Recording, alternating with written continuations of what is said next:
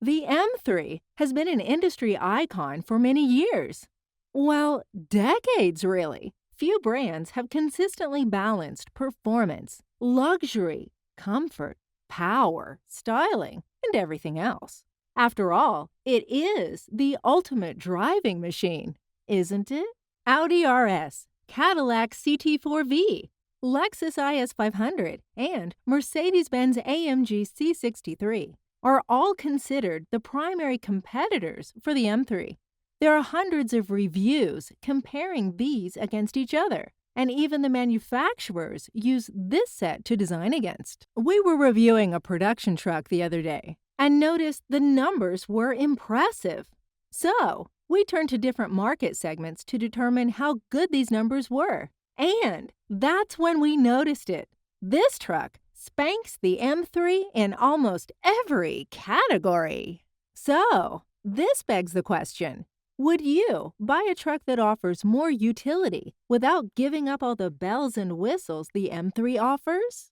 It's a damn good question. For starters, let's look under the hood of the M3 competition.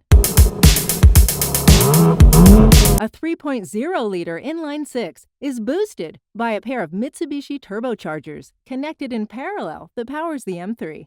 This combination produces 503 horsepower and 479 pound-feet of torque.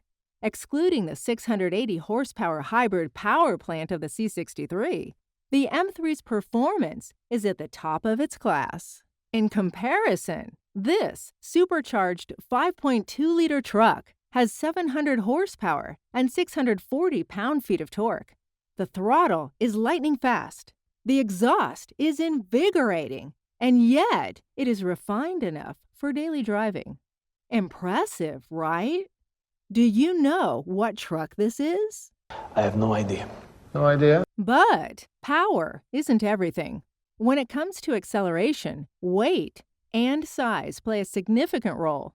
The four-door saloon weighs 3,890 pounds. This gives the M3 a power-to-weight ratio of 0.13 horsepower per pound. That's not fantastic, but it isn't bad. For reference, a Hennessy Venom F5 has a power-to-weight ratio of 0.5 to 1, and a Nissan Sentra's ratio is 0.05 to 1 ratio. Behind the M3's 3-liter is an 8-speed Steptronic automatic with drive logic and launch control. This ensures maximum power is transferred to the ground without blowing the tires off. This makes a huge difference and results in blistering 0 to 60 times in the 3.8-second range. Certainly, no production truck can beat that. We all know the trucks are heavy. They have big cabs, full frames, beefy transmission, and so on. It comes as no surprise this truck is 6,050 pounds. That is almost 2,200 pounds heavier than the M3. Its power-to-weight ratio is, in fact, lower, coming in at 0.12. On top of that, trucks have large wheels and tires. That's lots of mass to get moving, and their shape isn't necessarily known for aerodynamics. So, it should come as no surprise this truck has a 0 to 60 time of 3.7. Wait, 3.7 is actually faster than 3.8. How can that be? This truck is faster, heavier, and has more rotational mass. That doesn't make sense, right? Sure, the truck has traction control and a 10-speed automatic. But what makes the difference? This is when we take a step back and get a little technical. Please stick with us here. We will explain this in two different ways. The first way. Traction is a function of the friction between the tire and the road. The M3 probably has a little more here. Times the weight of the vehicle. This is where the truck's 2,200 pounds of extra weight come into play.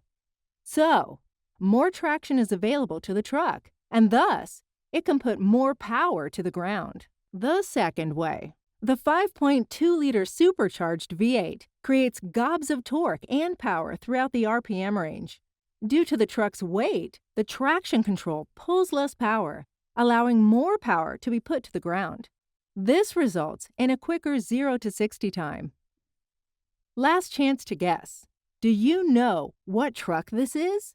Post now. The truck we are comparing the BMW M3 competition to is a Ford F-150 Raptor R with a 5.2-liter V8. Regarding our original question when we started this video, would you consider buying a Raptor R over an M3? Let's see what boxes it checks. Aggressive exterior styling. Check. Enormous horsepower and torque numbers. Check. Maximum connectivity and infotainment. Check. Sport luxury comfort. Check. Status when pulling up to an event. We will put a dash in this box.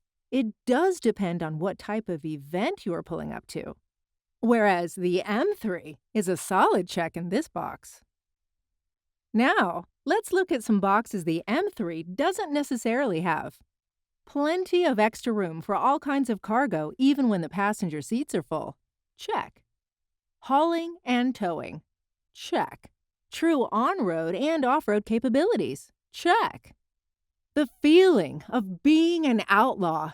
Check. Oh, Raptor R, what a total ridiculous riot. This thing brings out an emotional side of me that few cars do these days. If we take a step back, we are talking about a truck versus a car here. By turning our attention to fuel economy, there's a clear advantage of an aerodynamic car versus a brick. In this case, the aerodynamic car is a twin turbocharged inline-six that does have to work, and that effort does require some petrol to quench its thirst. The M3 competition is estimated to get 16 cities and 23 highways.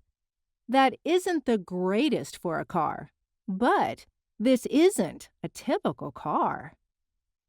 On the flip side of things, the Raptor R, with its big, supercharged V8, gets about 10 mpg in the city and 15 on the highway. But really, if we are looking at vehicles that provoke this much emotion and we are comparing fuel economy, we have issues. I cannot recall the last time I smashed the right pedal and thought, there goes a penny, and another, and another. Back to the original question. Would you consider the Raptor R when looking at the BMW M3?